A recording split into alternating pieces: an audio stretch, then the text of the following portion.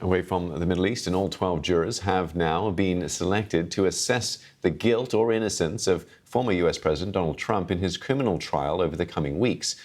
The former U.S. president faces charges of falsifying accounts to hide hush money paid to an adult film star.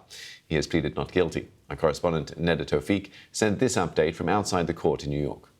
Now we do have the 12 jurors who will be deciding Donald Trump's fate in his first criminal trial. They are 7 men and 5 women, and it really comes after a day of twists and turns, just hours after 2 other jurors were abruptly excused. One, a young woman who said she felt intimidated after her identity was figured out by family and friends, and she said she didn't think she could be impartial and fair, that outside opinions could affect her decision-making in the courtroom.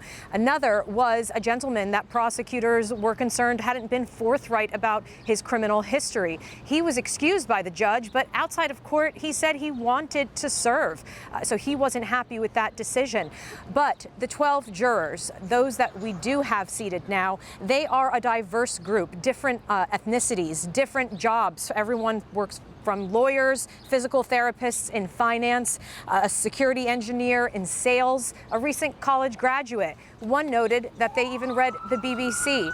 And Donald Trump looked on as they were sworn in, and they said they could be fair and impartial. But here's what he said outside of court.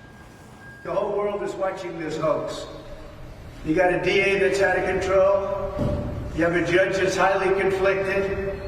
The whole thing is a mess, and you have the leading candidate and leading crooked Joe Biden by law. He's the one that should be in trial. He's a crook. We got a crooked president. The process started to move along after both sides ran out of what are called strikes. They're able to get rid of a juror for any reason. And one woman had even said that she didn't quite like Donald Trump's persona. And while Donald Trump's lawyers objected to her being on the jury for cause, the judge says it wasn't about how she felt about him as a person, but whether she could be impartial. Now, another issue that will be taken care of at a hearing next week is whether Donald Trump broke a limited gag order when he posted that jurors were liberals trying to get on to influence his case.